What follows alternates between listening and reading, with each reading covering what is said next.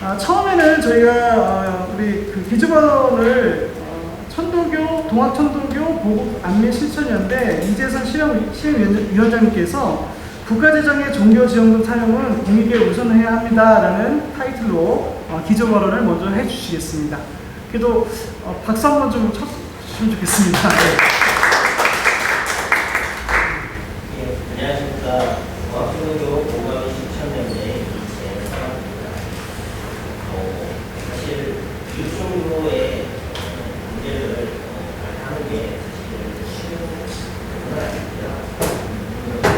기독교 문제가 교회로서 국가재정에 대한 어떤 시선을 가져야 되는가에 대한 고민을 싶어서 나아가겠습니다.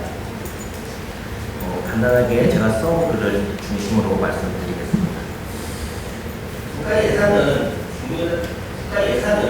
종교단체에 지원하는 이유는 종교인들이 가지고 있는 신앙, 그 신앙은 아무래도 절대에 대한 이데올로 신앙이겠죠. 그런 신앙들이 그러면 이 사회를 위한 공동선을 위해서 작용하는 믿음이 있는 것입니다. 이런 국민적 기대는 결국 매해 국가와 지방 정부들이 종교에 대해 적지 않은 예산 지원을 하는 것으로 이루어지고 있고, 이것은 이 국민적 기대를 바탕으로 공익적 사용을 전제하고 있기 때문입니다. 최근에 불거졌던 몇몇 사례에서 과연 카톨릭이 그 국민적 기대에 부응하고 있을지 보자 합니다. 먼저 첫 번째, 신용자산 평화의 전당. 신용자산 평화의 전당은 전주의 수강산에 위치하고 있습니다. 국가와 정부 보비의 예산이 296억 정도가 수여가 됐고요. 이곳을 이렇게 지은 이유는 우리나라 여러 천주교 사태가 일어났는데 그 중에서도 호남 지역의 첫 번째 카톨릭 신자라고 불리는 것이 유한거 아우구스티노입니다. 이분은 이제 나중에 목자로 이렇게 추앙이 되셨고요. 이분이 이제 실질적으로 이 호남 지역에 카톨릭을 전파하신 분이고, 그분이 이제 실질적으로 그 가족들이 또 역시 박해를 당하셨죠. 그래서 이분이 실제로 묻혔던 곳은, 처형됐던 곳은 이제 전주에 있는 초록바위 인근이라고 하고요. 그리고 그 묘지는 완지 지역에 있었습니다. 예전에 있었는데요. 이때 이 땅이 일본인 소유가 되면서 그 당시에 이제 호남 카톨릭의 책임자로 있었던 보드네 신부가 바로 이분들을 이장해 오면서 지금의 승암산이라는 곳에 이장을 했던 것입니다. 이 승암산은 본래 명칭이 스님들이 쓰는 삭가 모양이다라고 해서 중바위라는 이름을 갖고 있었고요. 이것을 이제 한자어로 하면서 승암산이라는 이름을 명칭을 가지고 있었던 거죠. 그런데 이곳에다가 이제 치명자라는 것은 수교자를 의미합니다. 이 치명자산이라는 이름으로 카톨릭에서 불러왔고, 이것이 2015년인가요? 이때 지금해서 전북 지역에 이제 종교 시설 지원을 좀 이제 국가적인 차원에서 전라북도나 주도에서 만들어질 때 이곳에 평화의 전당이라는 것을 만들게 되었던 것입니다. 그러면서 이곳을 승암산이라는 명칭 자체도 치명자산으로 변경하려는 시도가 있었던 것이죠. 과연 이제 그 실질적으로 이 카톨릭의 성지라고 불리는 곳이 과연 어느 정도까지가 성지일 것인가에 대한 고민이 필요할 것 같고요. 그래서 상식적인 수준에서 우리가 순교자의 묘지가 최초의 묘지가 아니고 인정된 묘지에 과연 이제 그런 국가적 예산을 쓰고 그것을 카톨릭의 성지로서 빨리 자리매김 하는 게 맞는가라는 질문이 있는 거죠. 두 번째가 바로 소소문 역사공원입니다. 이 소소문 역사공원은 아시다시피 조선시대 한양도성 밖 사형터였습니다. 최초로 등장한 건 이제 연산기 때 이제 처형되었던 기록들이 나오기 시작하고요. 대표적으로 알려지는 건 성경회에 난 참여자들이 처형당하고 이모군란과 이런 카톨릭 신자들이 처형당했던 것이기도 합니다. 또한 이제 동학농민혁명 당시에는 그 대표적인 전북군 가운데 대표적인 지도자이죠. 김계남 장군이 전주 초록바위에서 처형당하고 이 초록바위 역시 카톨릭 신자들이 처형당했던 것입니다. 이 처형을 당하고 이 목이 서울로 앞손이 되면서 서울의 표수라고도 하죠. 머리가 이제 저작거리에 내걸리는 그래서 사람들에게 군복기를 보여주는 이런 일들이 있었던 곳이 바로 이 서소문 사형터입니다. 이것 때문에 이제 사실상 그 카톨릭에서는 첫 번째 이 현대식 성당을 바로 중림동에 있는 약현 성당을 짓게 됩니다. 1892년에 준공이 돼서 최초의 성당, 그러니까 군대식 성당이죠. 그러니까 서양식 성당이 처음으로 세워진 곳이 바로 이 약현 성당입니다. 그야말로 성지의 개념으로 갖고 기념 공간이 없었던 게 아니고 실제로 있었는데 이 서소문 역사공원을 이제 574억 원이라는 돈을 들여서 조성을 했고요. 이 조성을 하면서 이 수많은 역사들, 아까 얘기했던 홍명내단이라든지 동학혁명에 관련된 정보들은 내용들은 하나도 보기 어렵고요. 그 넓은 공간에 그 웅장한 건물 안에 이런 소소문 역사공원에 대한 역사에 대한 전시물이나 이런 것들이 거의 없다시피 하고 있습니다. 더불어서 이것을 성지화하면서 그 서소문공원에는 원래 윤관장군의 동상이 있었습니다. 윤관장군은 아시다시피 고려시대에 이 한양을 개척한 남경이, 그 당시엔 남경이라고 했죠. 이 한양을 개척한 장군입니다. 그래서 그분의 동상이 그 당시에 서소문공원에 있었는데 이런 것들이 다 철거되고 어디에도 흔적 없이 사라져 있는 상태예요. 이렇게 사실상 그 카톨릭에서 주도가 돼서 이런 것들을 국가 예산이나 지자체 예산을 통해서 이런 성역화 사업을 한 이후에 이것이 공익적 목적으로 사용되기보다는 카톨릭의 그 사회화되는 과정들이 이루어졌다는 점이 최근에 불거지는 것입니다. 그것이 단순히 한 구상권의 문제가 아니라 최근에 있어서는 행위음성이라든지 공성음성 혹은 불교에서도 좀 문제를 많이 제기했던 천진함이나 주어사 문제 등도 이와 유관되어 있다고 볼 수 있을 것 같습니다. 특히 주어사 같은 경우에는 아시다시피 스님들께서 그 카톨릭 신자들을 보호하시다가 사실 스님들이 희생당하는 공간이죠. 그렇기 때문에 이런 부분에서 스님들이 불교계에서 반발할 수밖에 없는 그런 입장일 거라고 봅니다. 이렇게 정부 예산을 통해서 카톨릭의 성역화 사업이 진행되고 있는 것은 이웃 종교를 비롯해서 지역 고유의 역사를 지우기도 하고 혹은 축소하면서 카톨릭 사회화가 너무 노골적으로 진행되고 있는 경향이 있다는 점입니다. 이런 부분들 속에서 이번에 카톨릭 세계 청년대회를 이제 정부 예산을 사용하겠다라는 목적하에 특별법이 제공된다라는 지점에서 우려를 좀 금할 수 없다라는 지점입니다. 신앙활동 비용은 그 신앙인들의 노력으로 추진되어야 됨에도 불구하고 국가 지원을 위해서 특별법까지 제정하면서 이 예산을, 국가 예산을 특정 종교의 종교 행사에 사용하는 것이 과연 맞는 것인지에 대한 거부감들이 조금씩 일어날 수밖에 없습니다. 사실 카톨릭 사례를 중심으로 이야기했지만 사실 종교인들 스스로가 국가의 예산을 여러 형태로 지원을 받고 있습니다.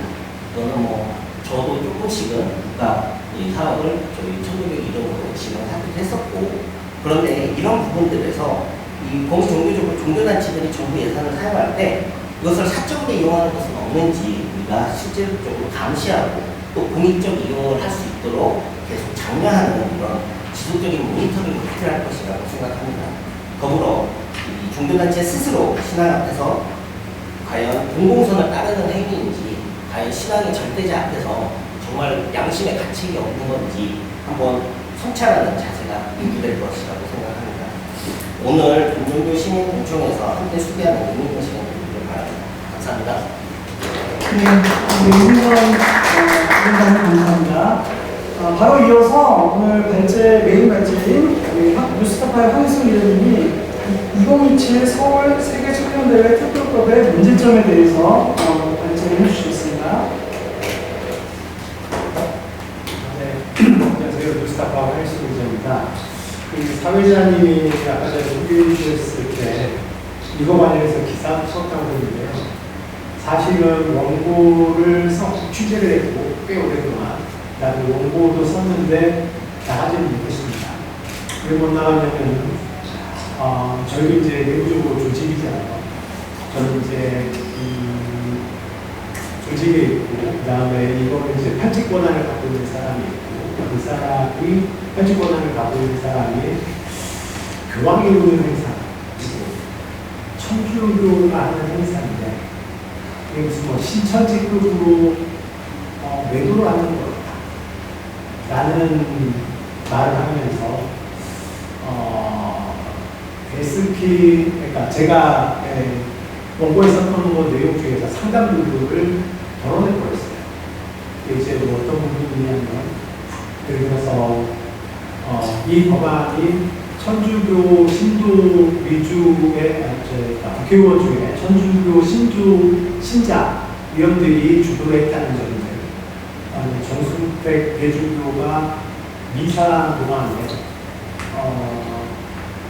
특별법 제정을 요청을 했다든지 종용을 했다든지 하는 내용들 그런 내용들을 모두 다 다니겠다라고 하니까 그런 내용이 없으면 그리고 이제 나머지 하나 살리는 게 그 경제성 평가 그 부풀린 것만 남기겠다고 하더라고요. 아니 세계 청년대회가 경제성이 있든 없든 큰 문제가 없는데 그 경제성 평가를 부풀리는 것만 가지고 나는 보도할 의미가 없다라고 해서 아직도 이 기사는 원고를 작성됐으나 나가지 않고 있는 중입니다. 그래서 일단 그거를 말씀을 드리고요. 제가 이제 이 원고의 원래 이게 이제 교도로 나갔다고 하면 모두로 나갈 제목이었습니다. 천주교회에 의한 천주교를 위한 특별법안. 제가 이제 올해 그 종교 권력 관련해가지고 3차례 예전 보도를 했었고요.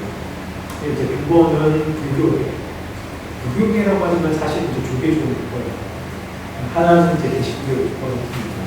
그다음에 이제 이게 마지막이 될지 아니면 더 남아있긴 합니다만 천주교를 다뤄야 되겠다 해서 제가 세계 청년대회를 준비했던 거고요. 그래서 이제 여기에 대해서 제가 오늘 한번 준비한 것을 말씀드리겠습니다. 이 세계 청년대회 특별법안이 누가 만들었나? 이 법안이 이제 세 개가 제출을 했었거든요. 2014년 11월에 2개의 법안이 발표됐고, 그다음 올해 8월 8일 날 또 동일한 내용에서 거의 다 동일한 내용의 특별법안이 발의가 됐어요. 이제 가장 중요한 게 세 개 중에서 첫 번째가 가장 중요한 게 뭐냐면 나머지 두 개 거는 앞에 나와 있던 첫 번째 발의안에서 약간의 자구 수정과 일부 수정밖에 없거든요. 그래서 첫 번째 게 가장 중요한 건데 이게 발의자가 총 59명입니다. 대표 발의했던 김병기, 김상원 의원은 국회 가톨릭 신도위원회 전현직 회장이고요. 그다음에 맨 처음 법안에서 발의했던 59명 중에 57명은 천주교 신자였습니다. 강대식 의원하고 김성교 의원은 천주교는 아니었고요. 그래서 제가 이제 이거를 발의한 대표 발의자뿐만 아니고 발의한 의원들을 쭉 봤고요.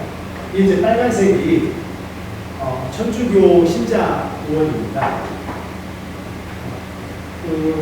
그러니까 맨 처음 발의했던 게 왼쪽인데 59명 중에 52명이 천주교 신자고 두 번째는 3명이긴 하지만 왼쪽에 나와 있는 저하고 이제 중복된 사람들이 있어요.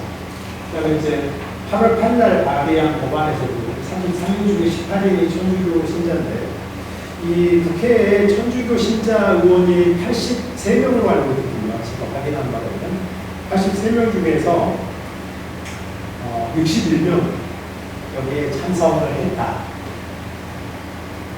그래서 이 특별법안은 국회에 있는 대다수의 국민을 대표하는 의원들이 발의한 거라고 말하기보다는 국회에 있는 천주교 신도 의원들이 본인들이 믿고 있는 종교를 위해서 한 거다. 법률안 제출한 거다. 이 법률안 제출은 의원들이 스스로 원해서 한 것은 아닌 것 같아요. 왜냐하면 정수택 대주교가 미사 도중에 2번이나 특별법 제정에 대해서 요구를 합니다. 첫 번째로는 2013년 12월 8일 날 국회에 가서 송년미사를 드리면서 특별법 제정을 요구했다는 게 보도로 나옵니다. 그 다음에 두 번째로는 명확하게 특별법 제정을 해야 된다라고 말을 하지는 않지만 작년 6월 20일 날, 그러니까 22대 국회가 시작되기 전에 그 전주교 신자 의원들, 당사자들만 모아놓고 따로 미사를 드리고 거기에서 세계 소년대회에 대한 지지와 격려, 관심을 촉구합니다. 그리고 5개월 뒤에 국회에서는 특별 법안이 나옵니다. 이게 뭐가 문제냐면은 이 미사라는 종교 행사를 통해 가지고 정치적인 압력을 행사했다. 저는 그렇게 여기에는 이제 공식적인 발표니까 비공이라고 말하지만 정치적인 압력을 행사했고 이거는 아주 부도덕한 종교인으로서 부도덕한 행위가 아닌가라고 생각을 합니다. 이분이 이렇게 압력을 행사했다는 의혹은 평화방송을 통해서 확인할 수가 있습니다. 평화방송에 보면은 그 미사 당시, 그러니까 2023년 12월 송년 미사 당시에 이 정수택 대주교가 했다는 말을, 그러니까 그 기자가 내레이션으로 얘기를 하고요. 그 다음에 또 하나는 이 평화방송의 라디오 프로그램에 이 기자가 출연합니다. 그래서 막말 제목을 막말과 공성되신 평화를 빕니다 라고 하면서 오늘 정수택 대주교죠. 중앙정부와의 협력, 지자체의 지원, 기업공원 등 여러 측면에서 협력과 공조가 필요하다고 밝혔다라고 기자가 얘기합니다. 여기에 대해서 김상우, 그 당시에 김상우 국민의힘 의원입니다. 이 김상우 의원은 큰 숙제를 받은 것 같다. 여야 의원들이 머리를 맞대서 한번 논의해보도록 하겠다고 말했습니다. 이게 이 평화방송 기자가 라디오 프로그램, 자기의 라디오 프로그램에 나와서 송년 미사와 관련되어 있는 뒷얘기를 해준 겁니다. 그래서 이렇게 아주 부적절하게 미사를 통해서 정책의 압력을 행사했다. 왜냐하면 의원 스스로 그렇지 않습니까? 큰 숙제를 받은 겁니다. 그러면 이제 이 법안은 과연 누가 만들었나? 아직은 확인을 못했습니다. 이 법안을 국회의원이 만든 건지 천주교회가 만든 건지 못했습니다. 왜 못했냐면은 일단 이 김상훈 의원뿐만 아니고 김병기 의원이 저희 취재를 거부합니다. 조만간에 이제 김병기 의원 관련해서 저희 따로 요즘 말고 따로 이제 보도를 할 내용이 있긴 한데 일단 저희 취재를 거부해서 거기 확인을 못했고 천주교에서 확인을 못했는데 국회의원이 만든 것 같지는 않다는 생각이 듭니다. 자, 그러면 특별법안은 왜 필요했을까? 돈 문제입니다. 다른 건 다 필요 없어요. 돈입니다. 예를 들어서 제가 이제 경기도 사례를 들었는데요. 작년 8월에 경기도가 지자체 처음으로 세계 소년대회 지원 협의체라는 걸 구성합니다. 이런 협의체가 구성이 되면은 이제 2025년 올해가 되면은 뭔가 활동을 해야 될 거 아닙니까? 협의체가 구성이 됐으니까. 최소한 회의비도 만들어야 되고, 그 다음에 이런 협의체에서 나와 있는 어떤 사업안이라든지 그거를 진행시킬 수 있는 예산 같은 게 필요해요. 근데 올해 여기에 편성된 예산은 단 한 푼도 없습니다. 왜? 경기도 관계자가 이렇게 저희 그 취재에 얘기했습니다. 주관하고 주최하는 자체가 천주교 행사라서 예산은 없다. 특정 종교 관련해서 예산을 지원한 사례도 없다. 이게 바로 특별법 제정이 반드시 필요한 이유입니다. 이 특별법이 제정되지 않으면 예산을 받을 수 있는 방법이 없는 거예요. 다만 하나, 이 문체부에 원래 종무실에 보면은 각 그 종교별로 나눠 먹는 예산이 있습니다. 정확하게 기억이 안 나는데 각 종교별로 한 몇백억 정도씩 될 겁니다. 그 예산을 제외하고는 지원을 받을 수가 없기 때문에 특별법을 그렇게 목을 내는 것까지 이사회도 얘기를 할 수밖에 없는 게 지금 현실이거든요. 자, 그러면 세계 청년대회는 도무지 어떤 행사겠는데 국가적인 재정 지원을 받아야 되나? 그걸 살펴봤습니다. 세계 청년대회가 맨 처음에 도입된 게 1986년이고 이제 젊은 천주교 신자를 위해서 만들었던 행사입니다. 그 당시 또한 왜 젊은 신자들을 위해서 만들었을까요? 교회가 늙어가고 있고 앞으로 교회의 미래가 없기 때문에 그것 때문에 만드는 겁니다. 그래서 이제 올해까지 40번이 넘었어요. 매년 열리는 연례 행사예요. 다만 이제 서울 그 세계 청년대회라든지 그다음에 바로 이전에 그 2013 포르투갈 리스본 대회라든지 이런 것처럼 2년에서 4년 간격으로 전 세계에서 모이는 행사들이 있습니다. 근데 이제 천주교에서는 정부의 재정 지원을 받기 위해서 이렇게 항상 주장합니다. 종교를 뛰어넘어 청년들에게 마치 삶의 가치를 제시한다. 각국의 문화를 이해한다. 라고 되어 있는데 제가 포르투갈 리스본 대회의 동영상들을 쭉 봤어요. 각국의 문화를 이해하는 축제의 내용들은 제가 찾아보지 못했습니다. 근데 그게 전부가 아닐 수 있기 때문에 제가 그 유튜브 동영상을 찾아보는데 전부가 아닐 수 있기 때문에 단언하기는 어렵지만 이렇게 각국의 문화를 이해하고 종교를 뛰어넘는 그런 행사라기보다는 가톨릭의 종교 행사고 가톨릭의 미래를 위해서 만드는 그다음에 중요시하는 청년들을 위한 그런 행사가 아닌가 하는 게 제 판단입니다. 이거는 이제 그 리스본 세계 청년대회 구성표입니다. 프로그램 구성. 왜 이거를 갖고 왔냐면 이걸 보면은 이 프로그램들이 어떻게 운영되는지를 보면은 이게 종교를 뛰어넘었다기보다는 가톨릭만의 행사임을 분명히 더 잘 알 수 있을 거라고 생각해서 한 겁니다. 여기 보시면은 매일 아침 기도로 시작을 합니다. 그다음에 마지막에 환송 미사가 끝납니다. 교구 준비 프로그램 찾아보지 못했습니다만은 각 교구에서 만드는 행사하고 이게 글쎄요 각국의 그 나라의 문화 관련되어 있는 그런 건 아닌 것 같아요.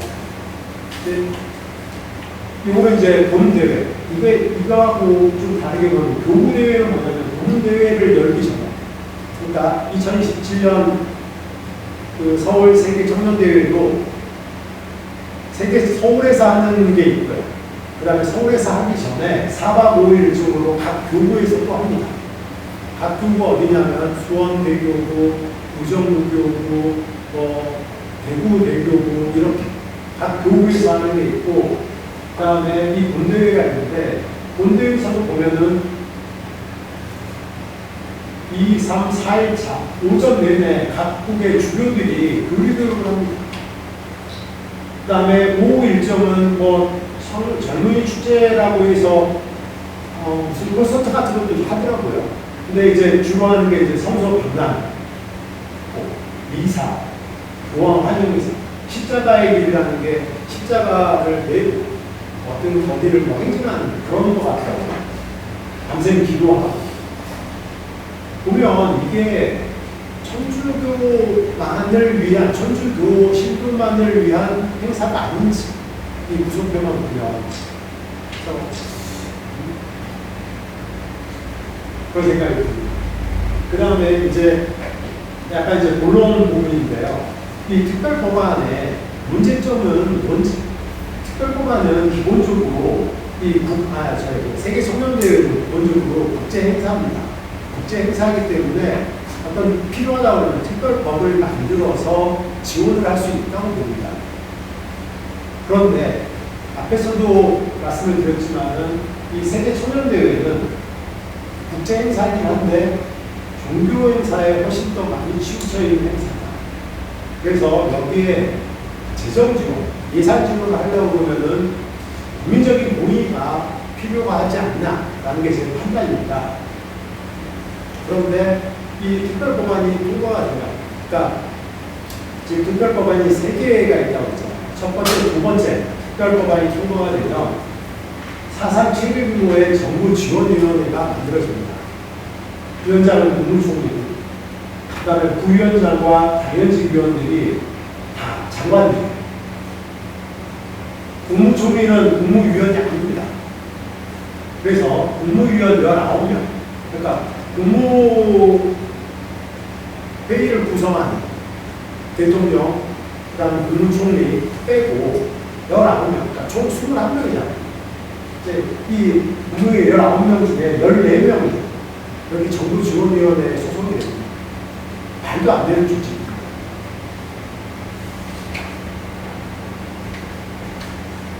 다만 이제 세 번째 특별법안은 정부지원위원회를 문체부 장관이 위원장으로 하고, 그 다음에 그 부처 장관 대신에 차관급으로 맞췄습니다. 그래도 어마어마한 지원 조직이 꾸려지는 것은 막상 봐야 됩니다. 장관이 중요한 게 아니고 장관뿐만 아니라 차관도 마찬가지입니다. 그래서 특정 종교를 위해서 이런 대규모 정부지원위원회를 꾸린다라는 그런 특별법안을 만드는 게 과연 어떤 생각으로 만들었는지 참 의아스럽습니다. 그 다음에 이제 조금 더 중요한 것은 여기에 막대한 재정이 지출될 수밖에 없다. 왜냐하면 특별법 규정에 정부와 지자체는 대외 준비부터 운영, 시설의 유지 및 관리, 그리고 향후 유지 관리 얘기하는 것, 대회가 끝나고 나서 필요한 예산을 지원하는 규정을 하고 있습니다. 그리고 시설들이 광범위합니다. 세계 청년대회 동안에 사용되는 시설 말고도 아까 각 교구 대회가 있다고 했잖아요. 각 교구에서 이 청년대회 관련이다라고 하면은 어떤 편의시설을 만들어도 됩니다. 왜 통과가 안 될까요? 그걸 하지 말라는 겁니다. 그 다음에 또 체험장 관련 시설, 편의시설, 건물입니다. 하나 만들려면 수십억 원, 수백억 원씩 들어가겠지만 만들게 됩니다. 그 다음에 전시관, 천주교 관련된 전시관 만들죠. 그 다음에 진입 보급까지 이거를 다 지원할 수 있도록 되어 있습니다. 그래서 이 여기가 1,000억이 들어갈지 모릅니다. 저희 일단 최소 수백억이라고 해놨는데 일단 기본적으로 수백억 단위는 아니겠죠. 수천억 단위겠죠.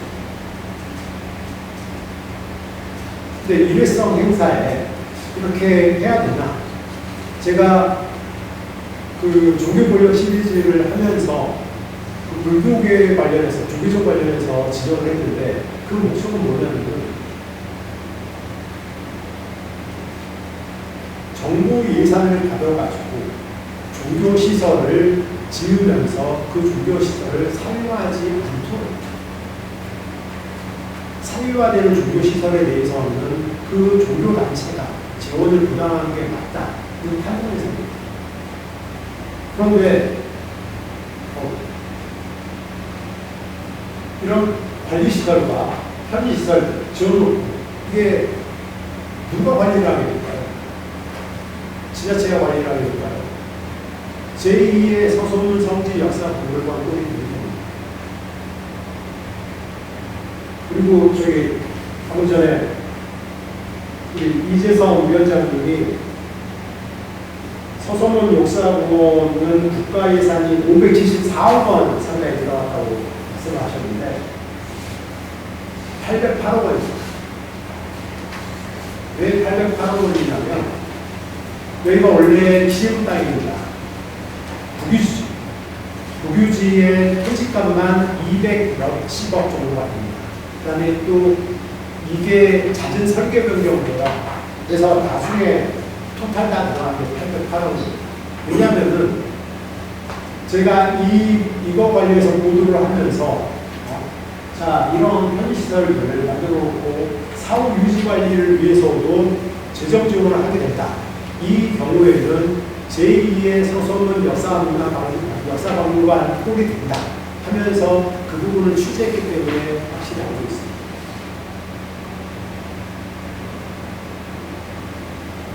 그 다음에 또 이 법안의 가장 그 문제점 중에 하나는 기부를 가능한 것.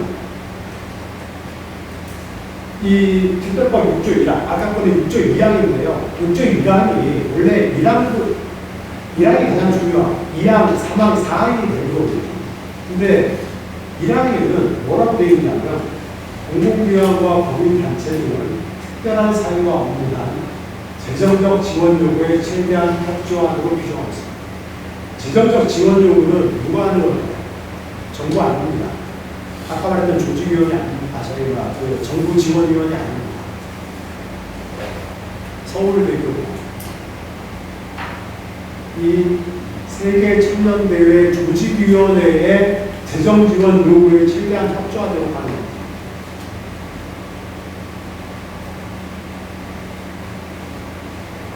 지금 공기업과 준정부위원이 한 200개 정도 되는 것 같은데 여기뿐만 아니고 기업들까지 다 포함됩니다. 무차별로 적용됩니다. 저는 특별법에 이렇게 재정지원 요구에 최소한 협조하도록 한다 라는 거를 이거 할 수 있다가 아니고 한답니다. 강요입니다. 이런 규정을 조문을 만드는 거는 본 적이 없는 것 같습니다. 자, 이거는 이제 그 특별 법안이 제출이 되면 법안 특별법 제정에 대한 필요성에 대해서 근거를 쓰도록 되어 있습니다. 국회 문화체육관광위원회의 위원회가 이런 필요성의 근거를 만들어가지고 검토보고서를 씁니다. 근데 이 검토보고서의 백그라운드는 국회 문체위보다 이 법안이 필요한 곳에서 제안을 하고 제출하는 거죠. 여기 보면은 그 필요성이 뭐가 있냐, 필요성에 대한 근거가 뭐가 있냐면 과거에 이 세계 청년대회와 관련된 입법 사례가 있다. 근데 외국도 있고 우리나라도 있다. 그 다음에 이 세계 청년대회가 열리면 경제적 효과가 있다. 이게 근거, 필요성 근거 4-5개 중에 2개입니다. 다른 건 뭐 이렇게 중요한 게 아니라 생각했는데. 근데 국내 입법 사례가 해가지고 세계 박람, 순천 정원 박람, 종교행사 인데 지금 올라왔습니다. 아무 근거 없이.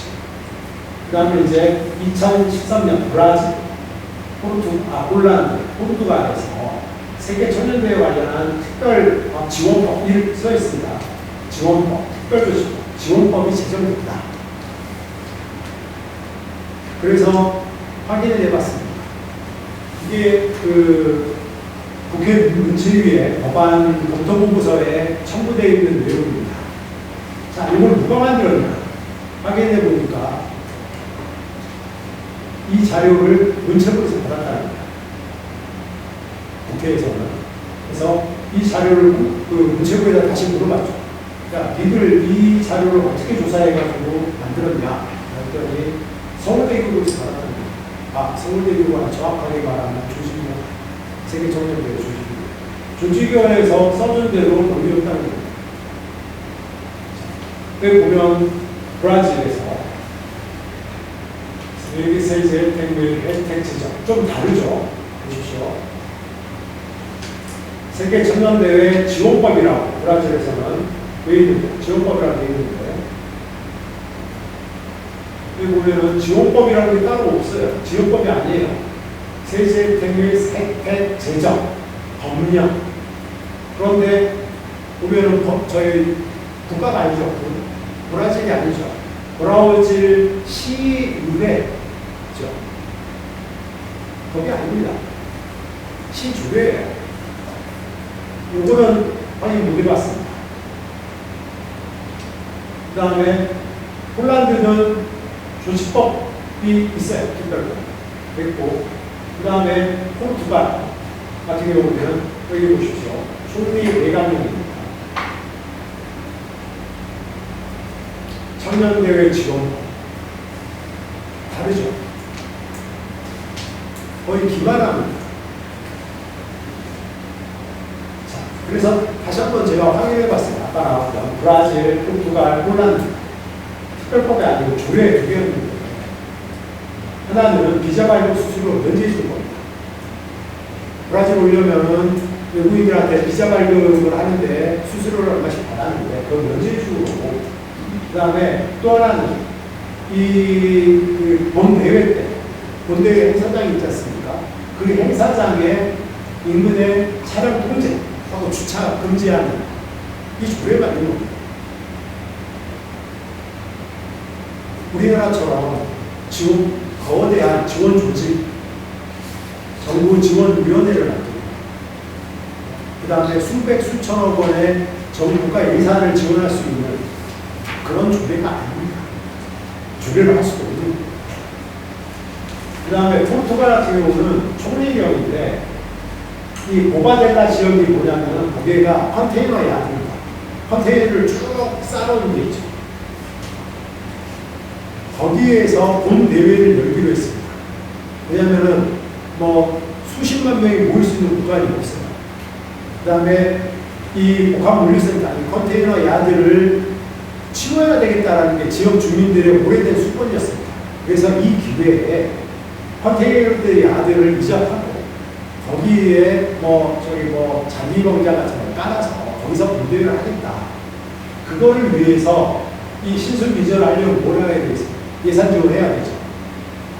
이 컨테이너 야드를 치우는 예산 지원입니다. 그런 것 등등을 위해서 총리령을 만든 거예요. 그 다음에 이 총리령 안에는 건강, 보안, 위생시설 설치 지원이 있습니다. 그 다음에 포르투갈 같은 경우는 총리령 안에 한도를 정해놨습니다. 2,200만 유로. 그 2,200만 유로 중에 800만 유로는 이 보바델라 지역 복합 물류센터 이전에 반드시 사용하는 정해놨습니다. 그 다음에 제가 그것까지는 이제 이 보도도 안 했고 이 자료도 안 해봤지만 이 포르투갈도 재정 적자가 심각합니다. 그래서 이 세계 청년대회를 열 때 여기에 국가예산을 왜 쓰냐라는 반발들이 나왔고 그래서 그 반발 때문에 그 2,200만 원, 2,200만 유로라는 그 지원 한도액도 나중에 없어졌다라는 보도가 있습니다. 근데 더 제가 그 부분을 이제 보도를 활용하거나 하지 않았기 때문에 이게 사실인지는 아닌데 제가 읽어본 외신 기사에서는 그런 게 있었어요. 호라드가 지금 특별법이 제정이 됐는데 교환방문 경비 지원 이게 한 200억 정도 되더라고요. 많이 같아요. 교환방문 공식 국비 추천을 했기 때문에 이 교환방문 경비가 엄청나게 들고 거기 재정 지원을 위해서 특별법을 만든 건 맞습니다. 근데 우리처럼 그 전시관 만들고 그다음에 나중에 박물관이라든 기타 뭐를 막 숙박 시설을 만들 거 아닙니까? 그런 예산들은 안 들어가는 거 그런 예산은 안 들어가요. 그 다음에 이 대위기간 중간에 경찰 소방관들에 대한 추가 근무 수당을 이 특별법에 대해서 명시를 됩니다. 그래서 제가 보기에는 우리나라 특별법은 참 다른 나라 입법 사례하고는 아주 다르다. 다른 나라에서는 우리나라처럼 그렇게 건물 짓고 도로 새로 깔고 이런 데에다가 재정 지원하는 것 같지는 않다라고 하는 게 있고요. 그 다음에 이제 또 아까 여기서 보면 이제 이 특별법 제정의 근거 두 개를 들었다고 했잖아요. 그중 하나가 이제 경제적 효과라는 겁니다. 자, 국제 행사를 하고 여기에 수십만, 100만까지 오니까 경제 효과가 있는 거 아니냐? 있습니다. 왜 그랬습니까? 있는데 여기에 보면은 저는 이걸 보고 약간 속았다라는 느낌이 좀 들었거든요.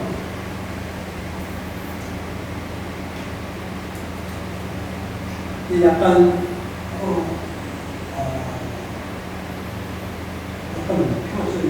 요게 쌍따옴표 되어 있는 게 국회 문체위 법률안 검토보고서에 나와 있는 내용을 그대로 갖고 온 겁니다. 생산유가효과 2조 3천억 되는데 요거는 이제 직접 생산효과 얘기를 하는 거고요. 그리고 KDI 보고서라고 있어요. 2014년 7월 KDI 보고서. 그 다음에 실제로 이 2014년 7월에 KDI 보고서라는 수철을 근거로 해가지고 연합뉴스라든지 주요 언론 매체에 최소한 제가 확인해 본 것만 세 군데, 네 군데 가까이가 KDI 보고서를 이용해서 이 세계 청년대회의 생산유가 효과가 11조 원에 달한다는 보도가 나왔습니다. 11조 원. 2014년 7월은 뭐냐면 아까 말씀드렸듯이 조직위원회가 발대식을 열고 공식 행사를 한 날입니다. 그날 처음으로 이 생산유가료가 11조 원이 된다 라는 수치가 발표가 됐습니다. 그런데 제가 이제 확인해 봤습니다. KDI는 이런 보고서를 낸 적이 없었습니다. 다시 확인해 보니까 KDI 국제정책대학원 소속 김태준 연구진이었습니다. KDI하고 KDI 국제정책대학원 전혀 다른 기관입니다. 다른 기관입니다. KDI 원장이 이 국제정책대학원의 총장을 맡고 있긴 하지만 한장이 별도로 있습니다. 예산도 별도로, 인사도 별도로 다 따로따로. 국회도 따로따로 나갑니다. 근데 왜 KDI를 선택했습니까? 이 목적은 아닙니다. KDI 목적.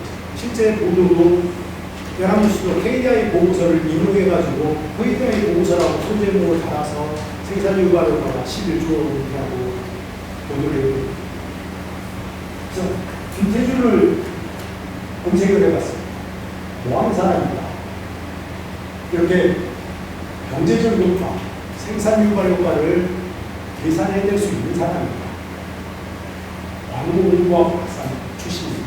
물론 이 국제정책대학원 조교수긴 합니다. 근데 이분의 전공은 광고 홍보하고 있고 최근에 하고 있는 것은 거버넌스 관련, 커뮤니케이션 관련한 그런 연구를 하고 있는 교수입니다. 경제성 평가하고는 좀 많이 동떨어져 있는 교수입니다. 그래서 왜 연구진이라고 해서 저는 나머지도 KDI 국제정책대학원 이거 같았어요. 아닙니다. 경희대, 광운, 덕성여대 무역학하고 국제통상학 교수 3명입니다. 이 사람의 이 세 교수의 특기점은 뭐냐면 미얀마 지역 연구소라고 있어요. 경희대. 거기에서 나한 손가락을 먹었던 사람이에요.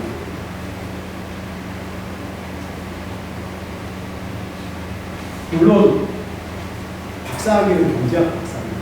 그리고 산업연관 분석 방식으로 동기성을 평가하는데 이분들 말로는 이분 중에 이제 제가 2명을 얘기를 들었는데 이분들 말로는 경제학 박사는 산업연관 분석을 통해서 경제성 평가할 수 있다라고 얘기합니다. 저는 거기에 대해서 더 검증을 안 해봤습니다. 할 수 있는 사람도 있고 안 할 사람도 있겠죠. 근데 국책연구기관에다 물어봤습니다. 경장 박사님, 경제에서 평가할 수 있느냐? 묻습니다.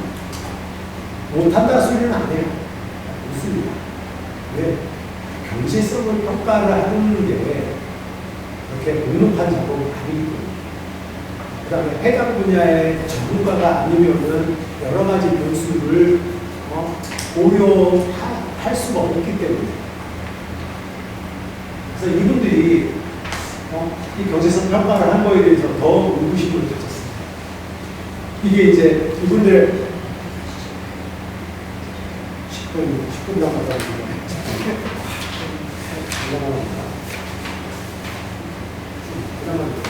아니, 알겠습니다. 좀 빨리 할게요. 자, 이게 이제 경제성 평가 11조. 아까 그 3명의 연구진 말하는데, 이게 보면 1단계, 2단계, 3단계 합쳐서 그렇다는 거예요. 아까 그 검토보고서에 2조 나와 있던 2조 3,300억, 이게 이제 직접 사업비를 투입한 효과 얘기를 한 거고, 2단계와 3단계를 합치면 11조 원이 된다. 이게 이제 1단계를 구성한 겁니다. 자, 이 산업연관 분석이라는 게 뭐냐면은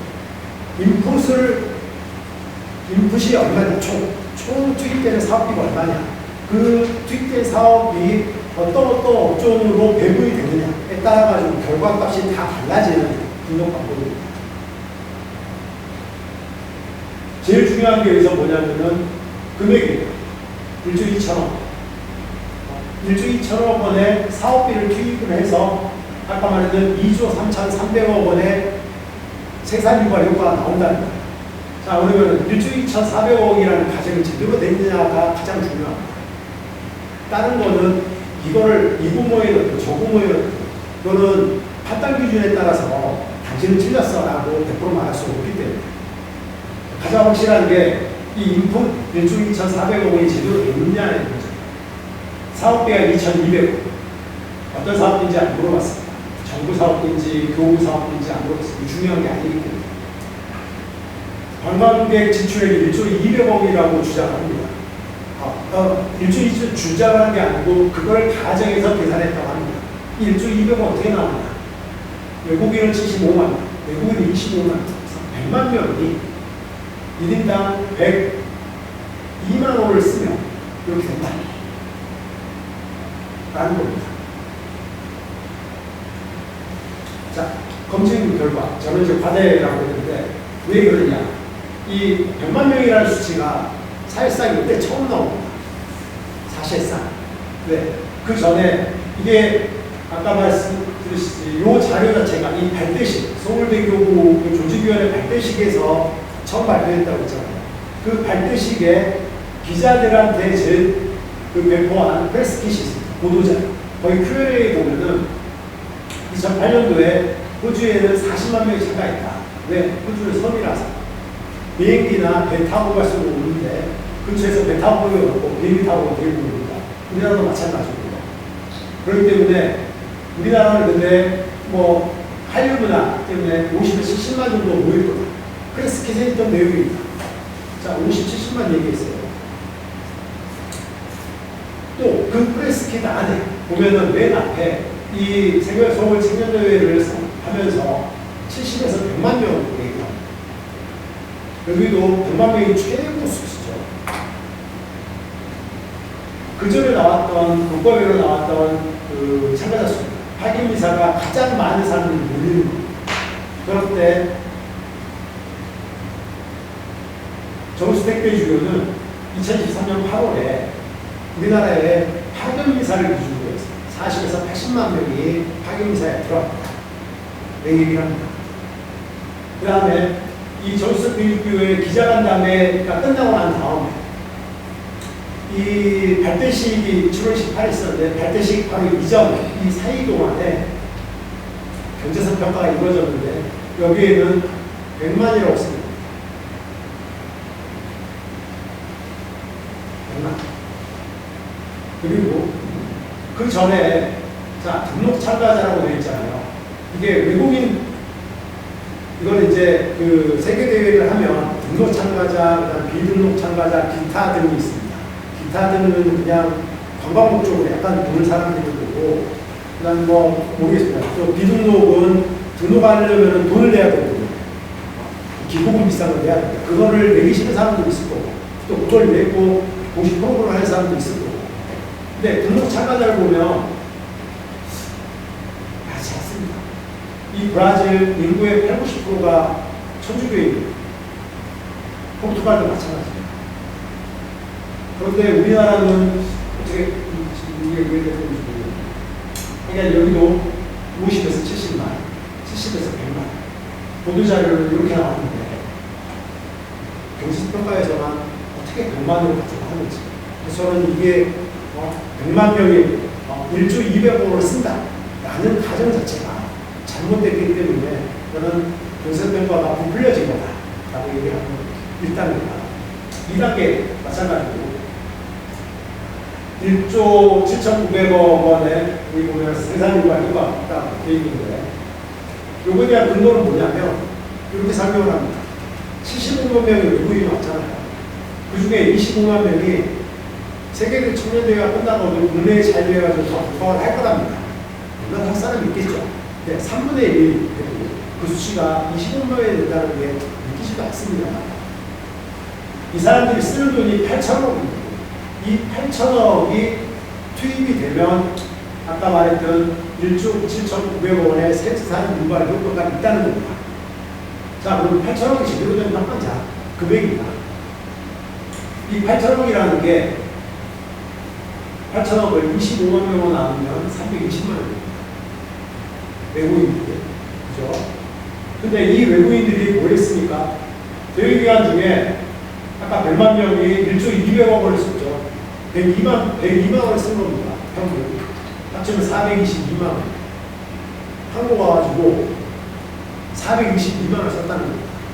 근데 문제는 세계 청년대회 참가자는 대다수 10대에서 20대입니다. 청년입니다. 물론 30대, 40대도 등록을 할 수 있습니다. 하지만 대부분 다 청년입니다. 원래 그렇게 되어 있습니다. 그 리스본이나 홀란드 대회도 마찬가지예요. 소비에 대해 그렇게 크지 않아요. 할 수가 없어요.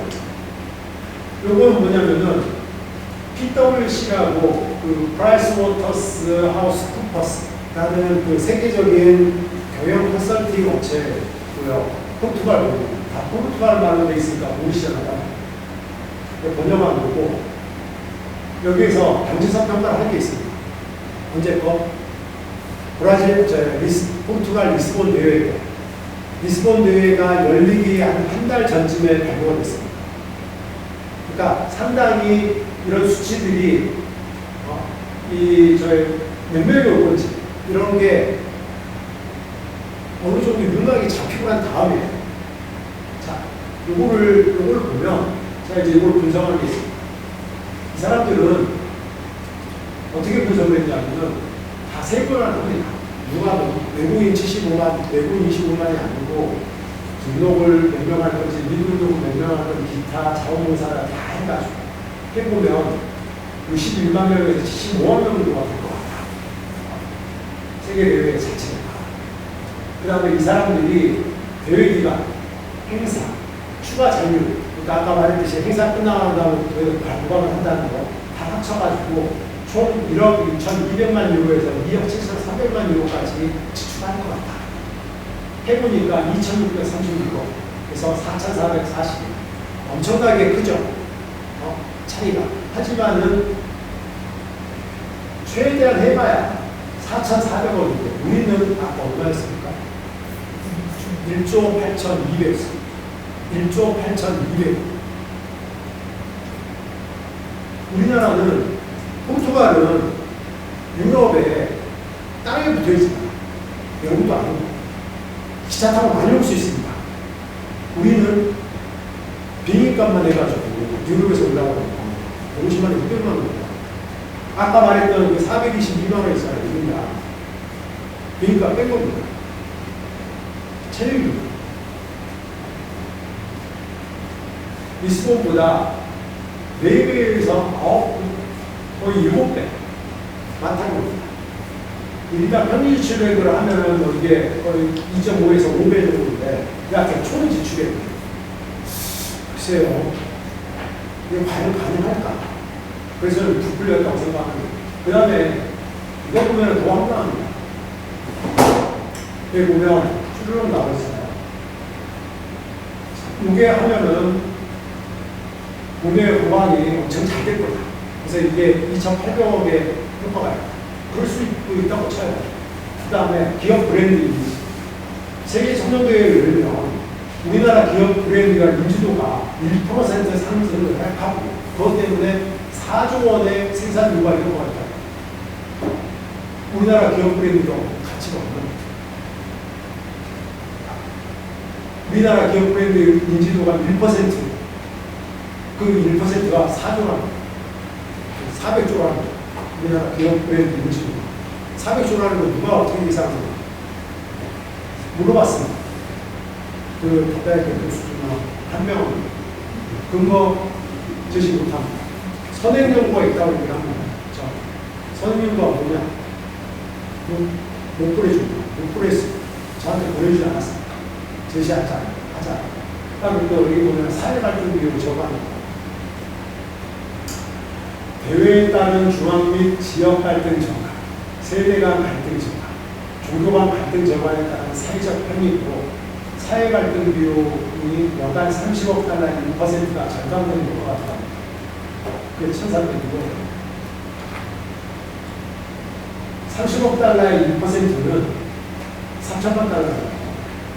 환율 1,390원, 어제자 환율입니다. 417억이 1,306원을 계산을 해봤습니다. 그 다음에 오히려 지금 현재 공처리를 하고 있듯이 이게 종교원 갈등을 겪고 있는 상황이고 그래서 한면 사회 갈등 비용 저감료가 많이 있는 거죠. 그 다음에 우리나라의 사회 갈등 비용이 30억 달러라는 건 어떻게 계산되는 거죠? 아니 우리나라의 사회 갈등 비용을 계산하시고 30억 달러에 대한 저는 이런 선행여부가 뭐가 있는지 잘 모르겠습니다. 자, 그러면 이제 마지막인데요. 특별법은 그럼 어떻게 해야 될 건지 제 보도에는 없는 내용입니다. 저는 이렇게 끝맺지는 않았는데 오늘 그 발제를 하다 보니까 그러면 이제 어떻게 해야 되느냐 제 생각만 정리를 한 거죠. 기본적으로 종교 현상이긴 한데 국제 현상 그다음에 아까 말했듯이 생산유가가 11조 원이 부풀려진 것도 하지만 많이 부풀렸죠. 하지만 경제적 파급 효과가 없다. 그건 아닙니다. 파급 효과가 있습니다. 그것도 기대를 할 수 있고요. 그래서 대회 운영에 필요한 행정적인 필요 불급한 행정적인 재정 지원은 필요하다. 왜냐하면 천주교 인율도 국민입니다. 그분들이 우리나라 성인 인구의 한 7% 정도를 차지하고 있는 걸로 알고 있는데, 그 다음에 또 종교라는 또 좋은 기분이 있지 않습니까? 순교인들. 그래서 필요하다 봅니다. 그래서 그런데 그러면 어디에다 지원해야 할 거냐?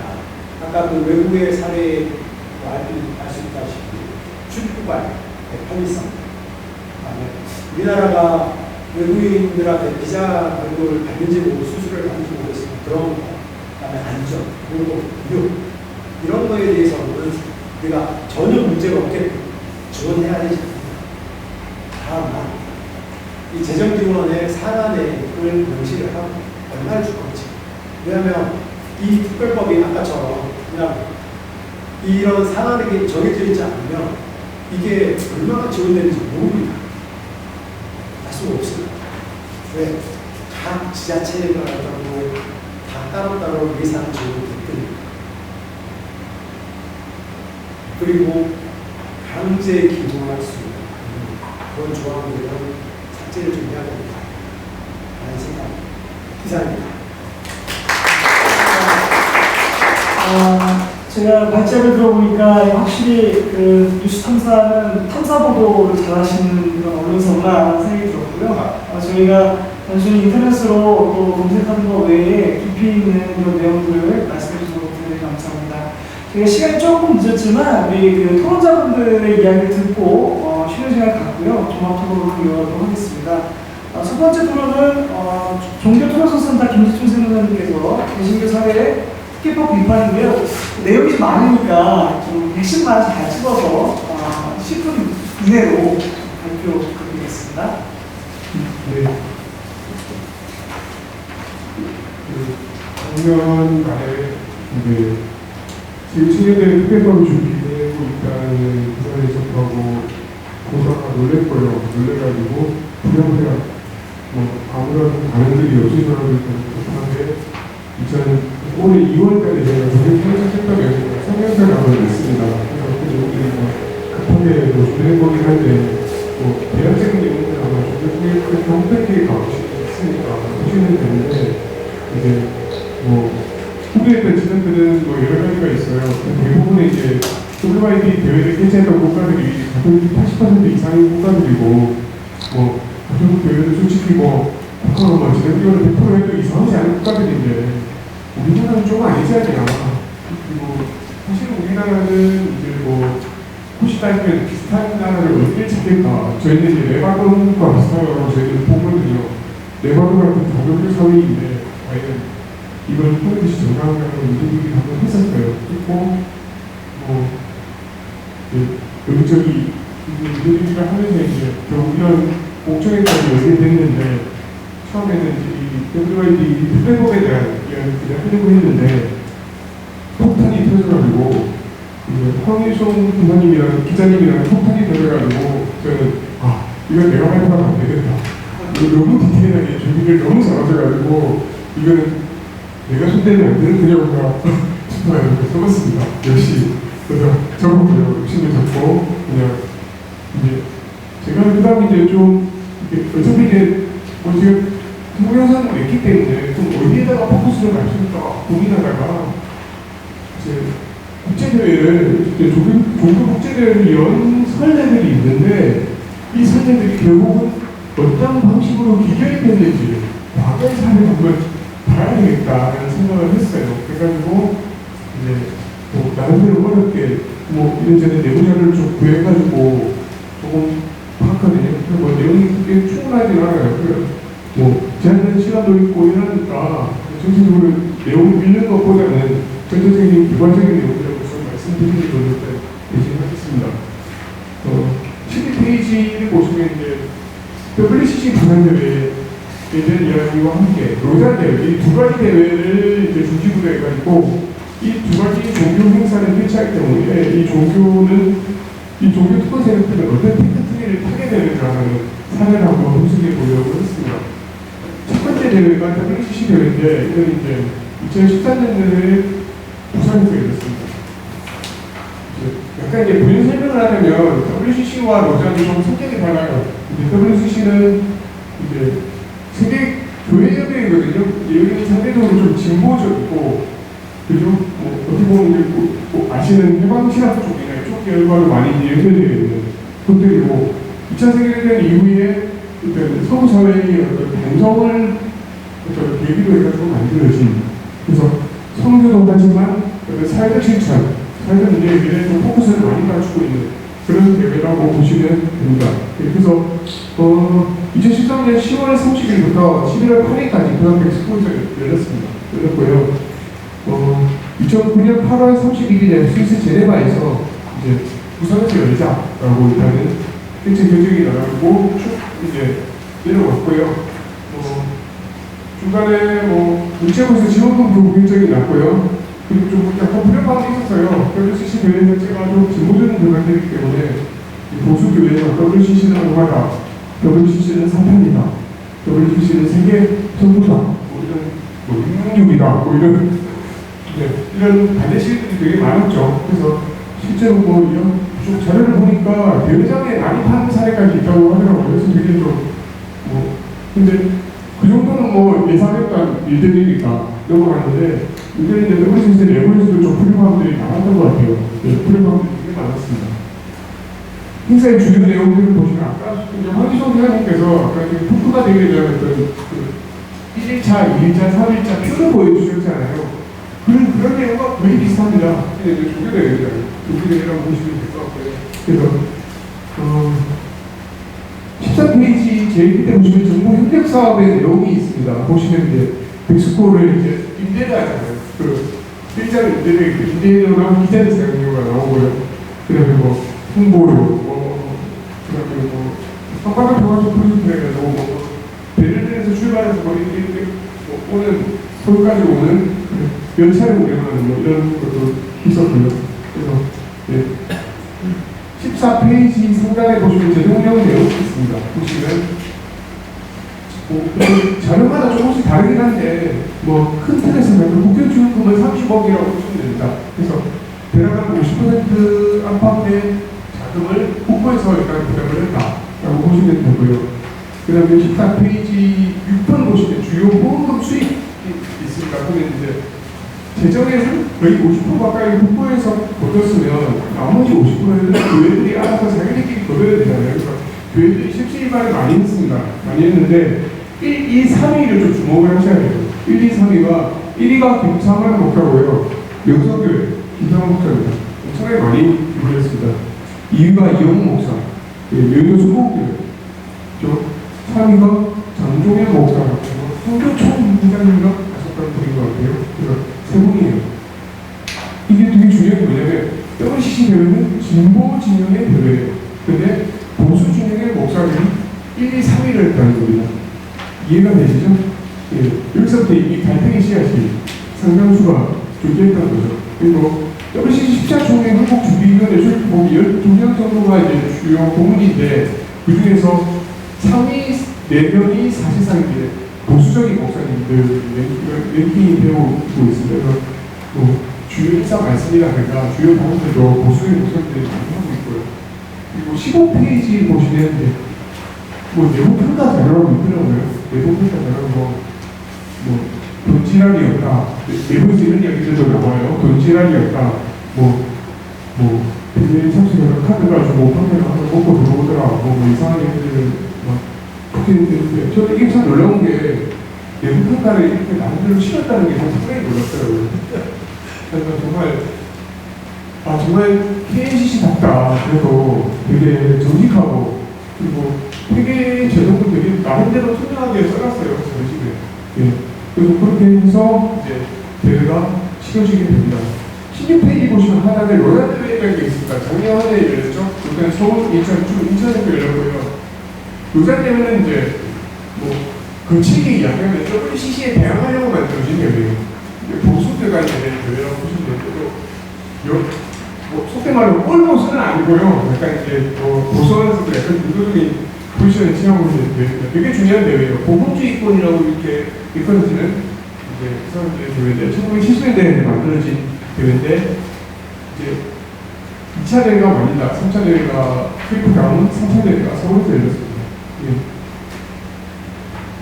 17페이지 보시면 2024년 9월 22일부터 28일까지 송도 컨벤시아로 열렸고요.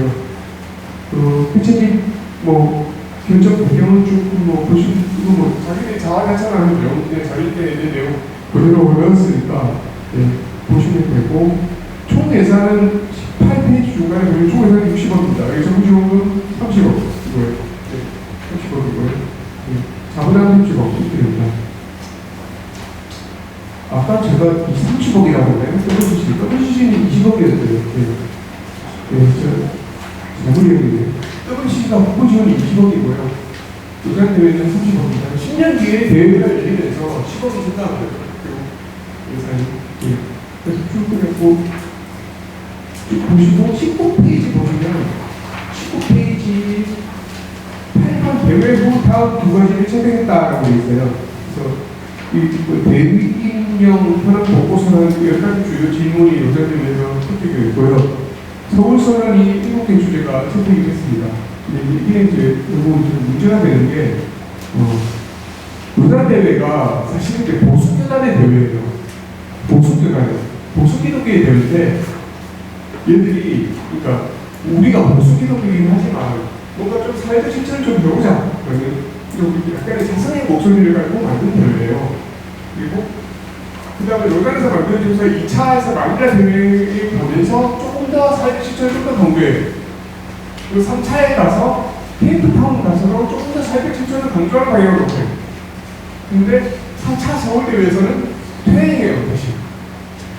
이게 한국 사회, 한국 교회, 개신교의 어떤 한계 때문인지, 그래서 요 로단대회 서울 선언 때문에 공직권하면서 되게 이후에 좀 논란이 좀 많았어요. 저희 개신교 시민단체들 중심으로 해서 이게 뭐냐, 정성의 문제라든가 이런 데서 상당히 퇴행적인 어떤 아니냐 하는 그런 문제제기들이 많았습니다. 19쪽에 보시면 19쪽이 이제 제가 이제 주로 말씀드릴 수 있던 주된 부분인데 개최지 결정에 대한 문제였습니다. 원래 이제 개최지를 결정을 할 때, WCC 대회를 10년 전에 개최를 할 때 시리아 다마스쿠스라는 도시가 있죠. 예, 거기랑 서울이랑 부산이랑 경쟁을 했거든요. 경쟁했는데 교계 주요회사들이 가지고 열심히 영업을 했죠. 영업을 해가지고 부산에서 돌아왔습니다. 그 과정에 대해서 좀 논란의 여지가 많아요. 왜냐하면 시리아는 당시에 이제 부직 지역이기도 했지만 이게 아픔이 치유돼야 될 중요한 지역이고 WCC 정치대에 비춰보자면 오히려 이제 시리아에서 했는 게 하는 게 맞지 않느냐 그런 이야기들이 많고 그리고 시리아가 고대 기독교인들이 되게 많아요. 전통적인 기독교 국가였기 때문에 한동안 그래서 근데 결국은 부자 나라인 대한민국이 영업에서 뺏어왔다는 오해를 내버리는 것도 있죠. 그리고 WCC 대회가 계속 개최되는 준비되는 과정과 개최되는 과정 중간중간에 결국은 도세를 자랑하는 대회가 돼버린 거 아니냐.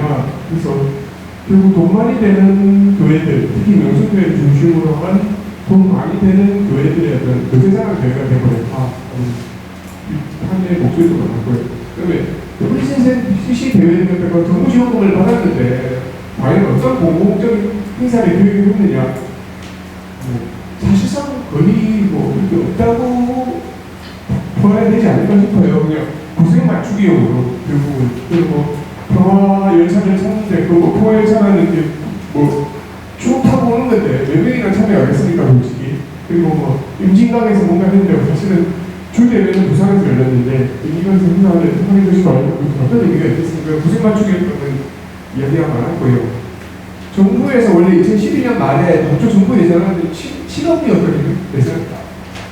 예산안이 7억이었는데 2012년 12월 31일 그러니까 2013년 1월 1일 새벽에 갑자기 증액이 됩니다. 20억으로. 엄청나게 많이 증액되는데 또 다른 차례를 보면 원래 정부 예산이 7억이 아니고 3억이었다는 이야기도 있어요. 그래서 엄청나게 많이 증액이 된 사례가 되었고 이 예산이 결국은 10년 뒤 로단 대회 때 그대로 참고 작업돼요. 그래서 20억을 베이스로 해서 10억 더해가지고 30억으로 로단. 그러니까 애초에 근거 없는 예산이 나중에 로단 대회까지도 연결돼요. 그래서 제가 보기에는 이게 예산 소위에서 아마 이제 추적지 예산으로 통과될 것 같은데 김상환 목사의 어떤 영향력들이 되게 크게 발휘된 게 아닐까라고 이제 생각이 됩니다. 로단 대회에 대한 평가가 있는데 이거는 사실 크게 의미가 없을까? 아까 말씀드린 때 대회 기준에 대한 평가가 있고요. 재정력도 그렇게 공개가 잘 안 되고 있고요. 그리고 내부 비판의 이야기도 사실은 잘 공개되는 내용들이 사실 그렇게 없습니다. 22페이지 보시면 이 대회가 주는 시사점에서 사실은 이제 WCC 대회가 좀 크죠. WCC 대회가 큰데 이게 지금 WCC 대회를 주최하는 한국 KCC거든요. 한국 교회협의회라고. 그래서 70, 80년대 한국 민주화 운동을 이끌었던 단체입니다. 근데 문제는 이 단체가 그동안에 민주운동을 열심히 했는데 종로 일대를 중심으로 했는데 이분들이 민주운동을 했는데 자금이 어디서 왔느냐라는 거예요. 그 자금들이 대부분 해외 공주에서 왔어요. 외국에 있는 해외에 있는 유럽이나 미국에 있는 주요 이제 개신교 교회들로 해외 서구권의 개신교 교회들로부터 받은 후원금으로 KCC 운영하면서 민주운동에 앞서갔던 건데 이게 끊겨버려요. 택 보시는데 끊겨버려요. 왜냐하면 잘 살게 됐으니까 잘 봐라. 그러면서 이제 KCC가 미쳐버리기 시작하는 거 아니에요. 그런데 이제 돈 안에 들어가야 이제 끌어들이기 시작하죠. 수복금을 이렇게 그러면서 이제 기조들이 막 흔들리기 시작해요. 진보적인 기조들이 막 흔들리고 제 이야기를 못하는.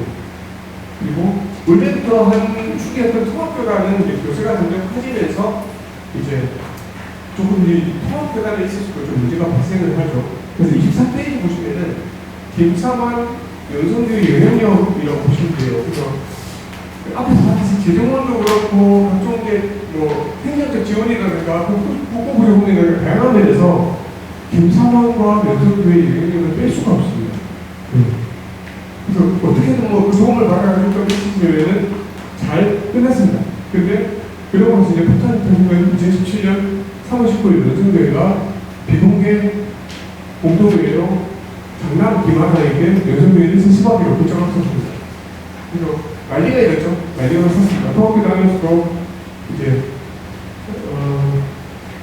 예산 통합교단에서도 이제 스스 금지법이 있었는데 그걸 이제 뭐 정면으로 부딪히는 결정을 했으니까 그래서 수많은 논쟁이 야기됐는데 이 과정에서 KCC는 본사의 입장을 표하지 않습니다. 물론 KCC가 교단이 합치니까 교단에 이야기를 할 수 없는 입장인 건 맞아요. 맞는데 KCC가 목소리를 내지 못하는 부분에 대해서는 분명히 내볼 수가 엄청나게 많은 비판들이 있었거든요.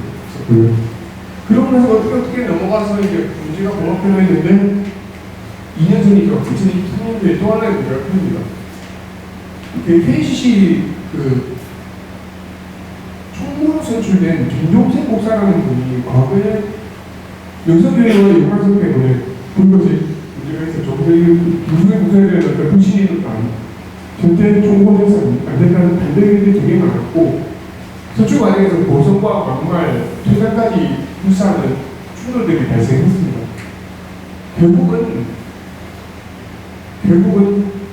영성교회를 끼고 결국은 지금까지 온 KCC는 어떤 식으로든 국제 행사를 교체하는 과정에서 상당한 어떤 타격을 입었고요.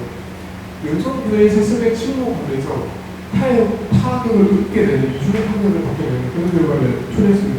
그래서 제 결론은 뭐냐면 이게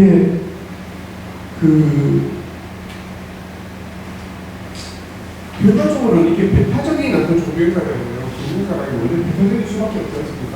이 종교행사를 갖다가 그럴듯한 공성의 모양새를 갖추고 그리고 정치권에 줄대고 정부예산을 따내고 종교유착이 강화되고 또 그런 과정에서 일부 종교행사가 영향력을 행사하다 보니까 그 일부 종교행사 일부 종교의 행사의 영향력에서 살지 못하는 이 연합단체가 결국은 침묵하고 그냥 방주하는 큰 흐름으로 가버리는 그런 테크트리를 한 이런 상황을 딱 보고 있거든요. 그래서 사실은 제가 보기에는 가톨릭 세계 청년들에서 사실 그전부터도 이제 공부 지원금의 문제에서 이미 다양한 시민들이 주교들이 영향력 행사하면서 공부지원 따온 건 저희가 알고 있는데 결국 이런 테크트리를 계속 밟아보고 났다. 그 끝판왕이 결국은 세계 청년대회가 아닌가라는 생각을 하게 되고요.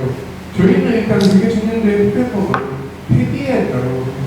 그냥 어떤 식으로 행정적인 방법으로 세계 청년대회를 도와주는 방법이 저희 있을 거라고 보기 때문에 이게 만들어지면은 종교 행사에 대한 특별법이라는 판결의 상담이 있는 아주 위험한 전례가 될 것이라고 보기 때문에 이것을 극구 반대해야 되는 법이라고 생각을 하며 결국은 가톨릭이 제발 이 마지막 기록을 좀 과감하게 떨쳐버릴 수 있으면 좋겠다라는 영혼의 말씀으로 마무리했습니다. 감사합니다.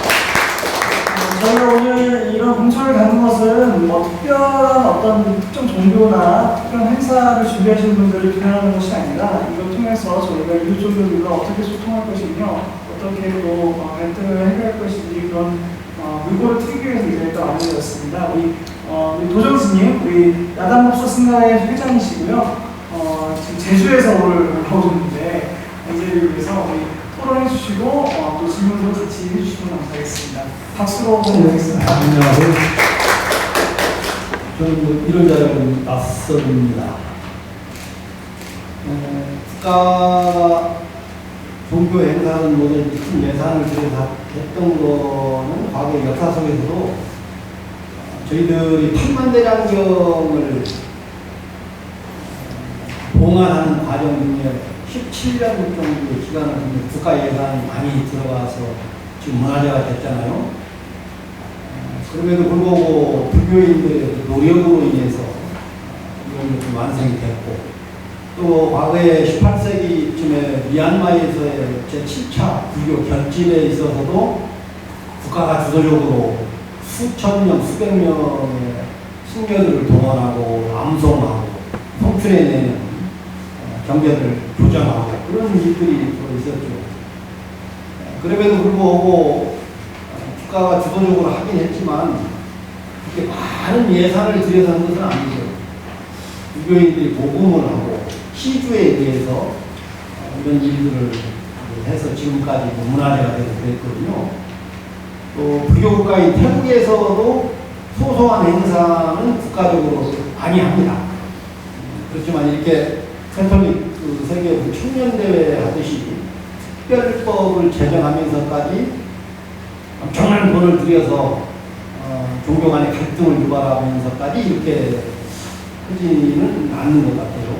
근데 황 기자님이 너무나 자세하게 각 나라의 법령에 의해서 얼마만큼 지원되는 것까지 보니까 저희들도 저는 종교인으로서 이렇게 크게 반대하고 그러지는 않습니다만은 어떻게 하면은 캐톨릭이 문체부 예산이나 이런 걸 받아서 특별법을 제정하지 않고 기존에 했던 방식대로 소소하게 예산을 받으면서 그 예산을 국민과 함께 하는 그런 데 소요하면 좀 어떨까 이런 생각을 해서 저희들은 분단국가이기 때문에 많은 세계 캐톨릭 청년들이 와서 분단의 현장인 DMZ를 걷는다든가 이러면서 우리나라의 분단을 좀 세계적으로 알리고 그런 예산에 국가가 좀 지원을 좀 하고 이러면 좀 우리나라도 더 좀 많이 알리게 되고 분단에 대한 것도 국민이 인식을 하게 되고 국민과 함께하는 그런 축제가 되지 않을까 이런 생각을 해봐요. 그런데 모든 것이 종교 행사로 미사로 뭐 이런 걸로만 이관돼 있어서 과연 이것이 국민적인 축제에 해당되느냐. 수백억에서 수천억까지 예산을 들어가면서 전시를 짓는다, 박물관을 짓는다. 지금 지어서 뭘 어떻게 하겠느냐. 그것도 지어서 뭐 이렇게 국가가 관리를 해라. 국가가 마치 그 캐톨릭의 모든 것을 관리하고 예산을 들여서 이렇게 하는 것은 뭔가 이제 처음에 이걸 구상하는 데 있어서 상당히 오류가 좀 있었던 것 같아요.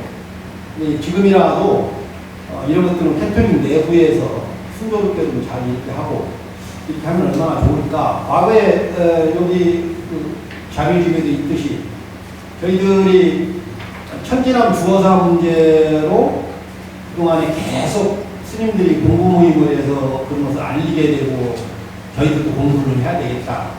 그러는 과정 중에 캐톨릭이 문화재 관련된 그 스님의 비석을 자기들 임의대로 옮겨놓기도 하고 그 다음에 그 역사를 지우려고 하기도 하고 그러면서 하도 저희들이 이렇게 하니까 지금은 이제 안내문에 불교 관련 안내도 천지남 주어사 쪽에 걸어놨다는 뭐 바꿔서 해놨다는 그런 얘기를 들었습니다. 근데 종교적인 화합이라든가 국민의 장으로 이런 축제 형식으로 뭔가 캐톨릭의 청년대회를 유치를 하겠다고 하면 국민적 동의가 일단은 있어야 되겠고 또 모든 국민과 젊은이들과 함께 하면서 캐톨릭에 유익한 무엇가 되어야 되는데 그렇지 못한 점에서 굉장히 좀 아쉽다는 얘기를 드리고 여기 질문에는 이제 세계 청년대회 기간 동안에 외국인들이 한 5만 명 정도가 이렇게 내국인도 뭐 경기도에 주로 행사 때 참여를 할 텐데 과연 이렇게 될 때 이동하는 그 수단이라든가 수용시설 이런 것들이 대책이 마련되는가. 과거에 저희들이 군인들 어떤 대회가 있었을 때에 컨테이너 수백 개를 컨테이너가 아니고 뭐 카라반 같은 거죠. 숙소 이용할 수 있는 이것을 수백 개를 설치를 하고 그걸 또 다시 또 팔았어요. 그래서 내가 아는 분도 가져다가 쓰기도 좀 하고 그러는데 이런 문제들이 좀 있는 거죠. 그 다음에 둘째는 국내외 종교 행사에 국가기관이 그 임원이나 이런 걸로 지정이 돼서 대거 예산이 투입돼서 이것이 과연 하는데 좀 사례가 있느냐 이런 거고, 세 번째는 특별법을 제정해서 막대한 혈세를 지원하면서 종교 행사를 한다면은 다른 종교 단체도 또다시 우리도 이런 행사를 할 테니까 수천억의 예산을 지원해주고 우리도 이거 지어주고 우리도 이거 지어서 너희들 관리해달라 이렇게 하면 국가가 과연 할 수 있겠느냐, 이게 과연 못하고 생각하겠느냐 이런 거죠. 만약에 캐톨릭에서 이렇게 큰 행사하면서 하게 되면 저희 불교도 세계 불교도 대회를 한다 해가지고 엄청난 예산을 하다가 뭐 이것을 한다 저것을 한다 별것을 다 할 거라는 말이에요. 그럼 이런 문제에 대해서 국가가 어떻게 대응할 것이냐, 이건 굉장히 어렵겠다고 보는 거죠. 그 다음에 네 번째는 이런 그 종교 행사를 하면서 국민적 화합이나 종교의 화합을 이끌어내는데 주안점이 좀 돼야 될 텐데, 오히려 종교 차별이나 종교 편향이나 종교 갈등을 유발하고 오히려 헌법에서 정교분리 원칙을 위배하는 그런 경우인데 이것을 과연 어떻게 우리가 극복할 것이냐, 과연 이것이 국민이 납득할 것이냐, 이런 문제에 있어서 이 캐톨릭에서 지금 세계 청년 대회의 특별법을 제정해서 이렇게 많은 혈세를 남겨놓는 것에 대해서 저는 국민이 동의하지 않을 거라고 봅니다.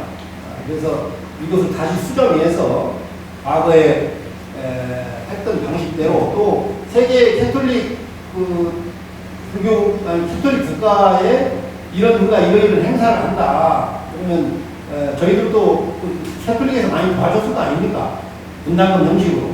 그 분담금 일부를 받고 또 기업체 후원도 받고 캐톨릭 재단에서 신도들에게 이렇게 후원을 받아서 구체적으로 어떻게 할 것인가, 그리고 나머지 부분에 대해서 정부의 행정적 지원이라든가 내지는 우리가 이런 국가적 행사로 국민적 행사를 하기 때문에 이런 부분에 있어서 좀 국가가 지원을 해주면 좋겠다. 구체적으로 안을 내서 좀 이렇게 도움을 요청하면은 아마 납득을 할 수 있겠죠. 그러나 이렇게 막무가내 식으로 과대 포장해서 엄청난 돈을 요구를 이렇게 국가에 하는 것은 좀 바람직하지 않다. 그리고 지금 현재 윤석열 정부가 모든 종교를 통합했어요.